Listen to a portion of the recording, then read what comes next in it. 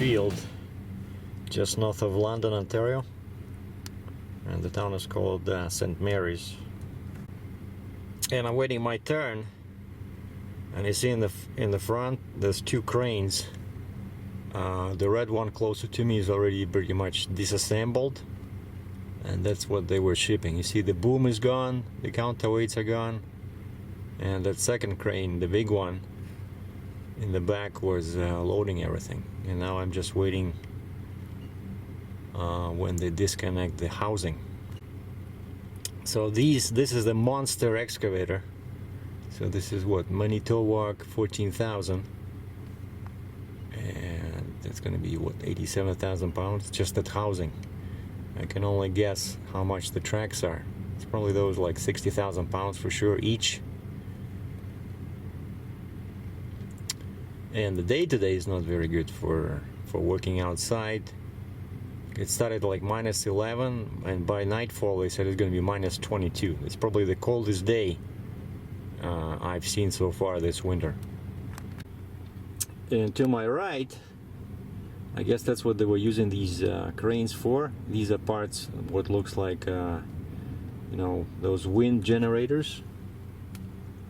Check out the trailer that part of that turbine sits on. This one should be familiar to you guys from my previous videos, because that looks like one of those SPMTs, self-propelled model modular transporters, but this one has a gooseneck in the front, so it can be hooked directly to a tractor.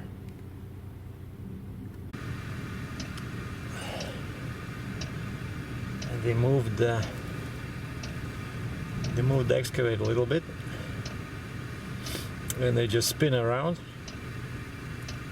and you can see guys over there trying disconnecting.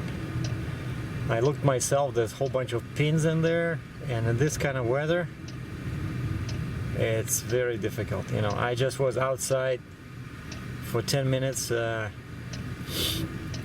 hooking up my signs, like oversized load signs and flags, and it is cold. And you can see they're loading another flatbed. So it takes lots of trucks just to move one excavator. I mean, one crane. Look at the size of that monster. The counterweights in the back, you know, are massive.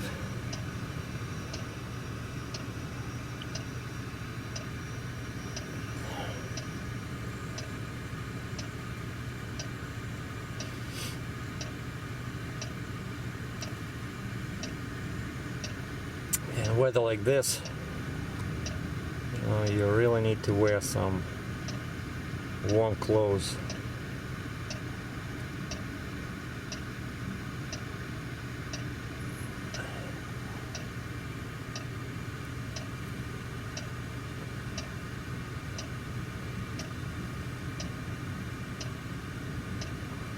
Now Australia now seems like a good country to live in.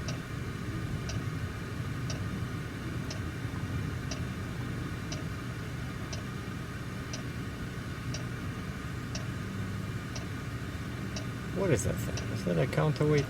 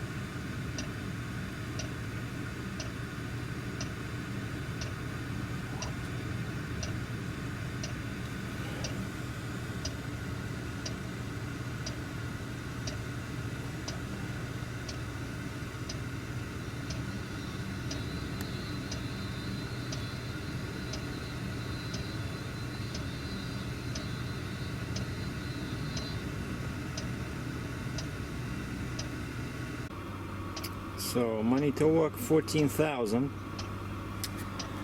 and I found it on the web here.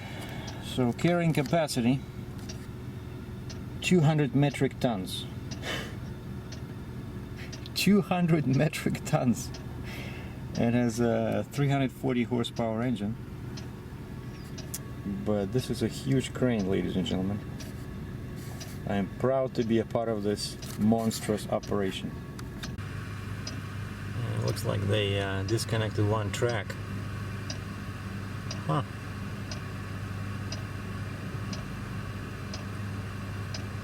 I thought they would take the housing off first, but so that big multi-axle truck is getting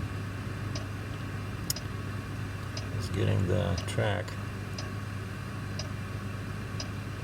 and that's a pretty heavy load.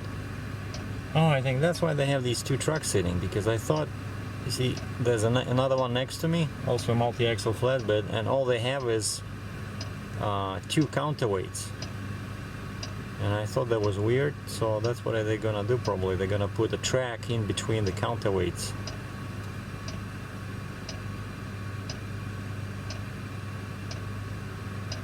Yeah, and here's a guy next to me. The same kind of a multi-axle flatbed. He was working, securing the thing.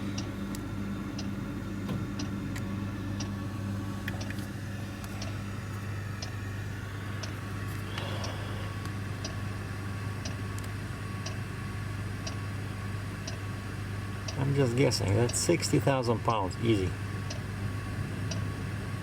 Because I carried these.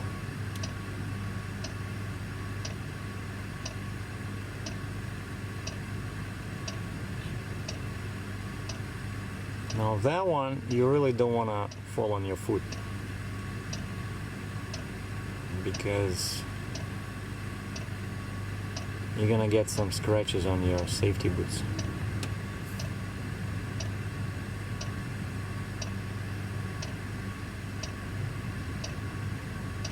By the way, if you hear that clicking sound, don't be alarmed. That's my bunk heater, Webasto, because I don't want to run the engine, and so I'm running my heater.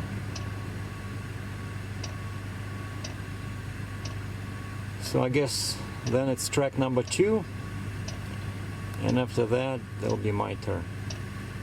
But one thing I don't understand is, how is this housing sitting? What is it sitting on if they remove the track? Now that's a pretty interesting engineering solution.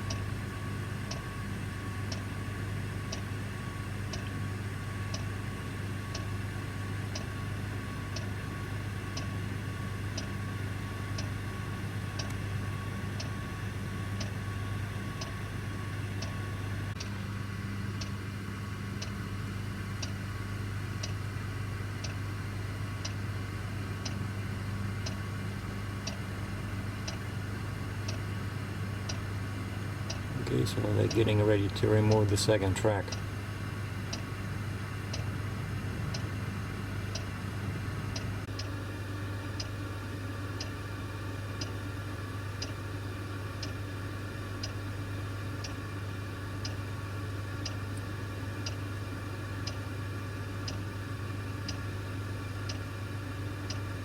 And the second track is off.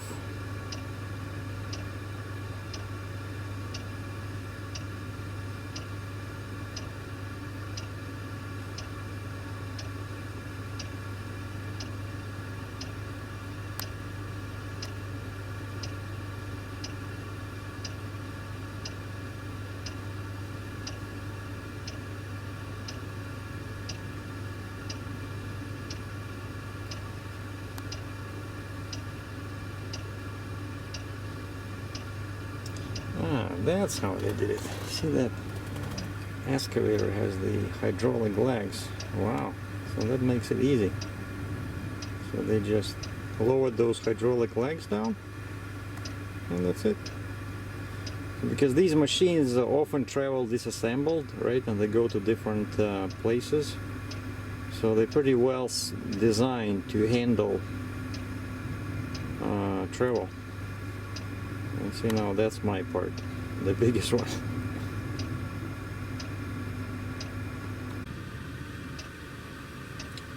And one track is being driven away. Sorry if you can see it through my dirty windshield.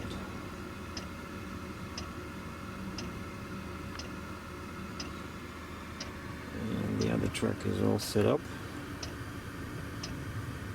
to receive track number 2.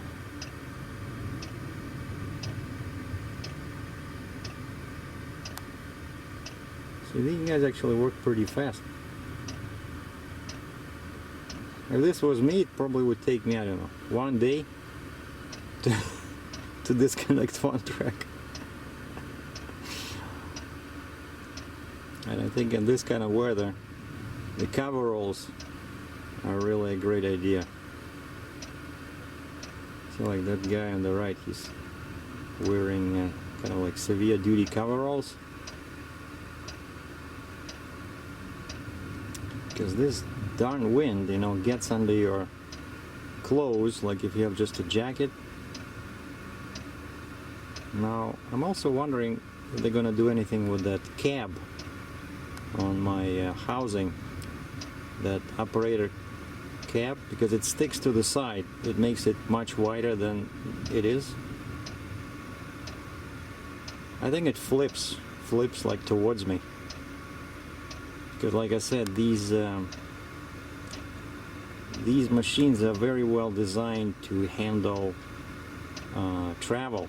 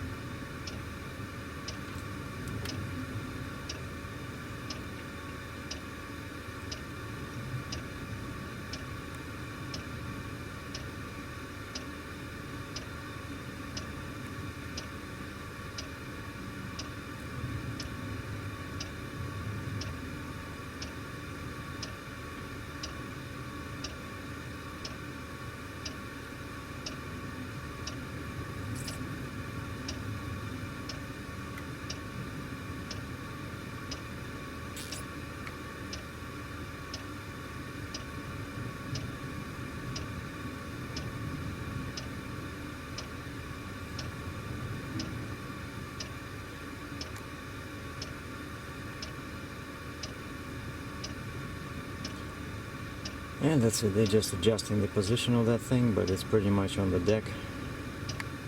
So soon it will be the turn of Uncle Sergei. I have to admit, I'm a bit scared of that thing.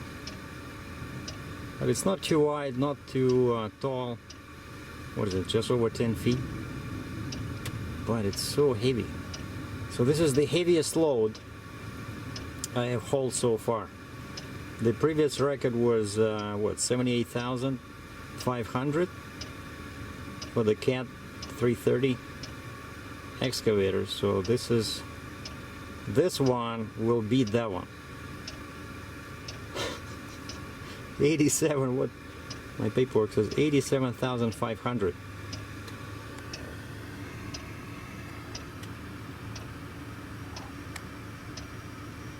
And the crane operator's job, isn't it the coolest job ever? Because you just sit inside, you know, in the climate controlled cab, while the rest of the team, you know, runs around disconnecting and reconnecting everything. And so a very cool job. I don't know how much money these guys make, but it looks like a good occupation, you know. Heavy crane operator. Uh-oh, something's happening. Where are you going?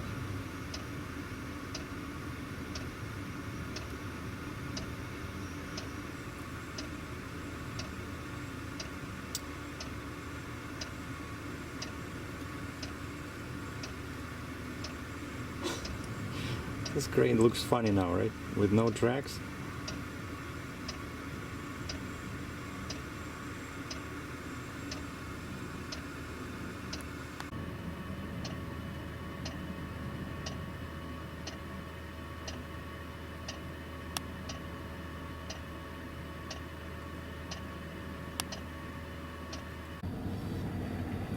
Here's my scale ticket.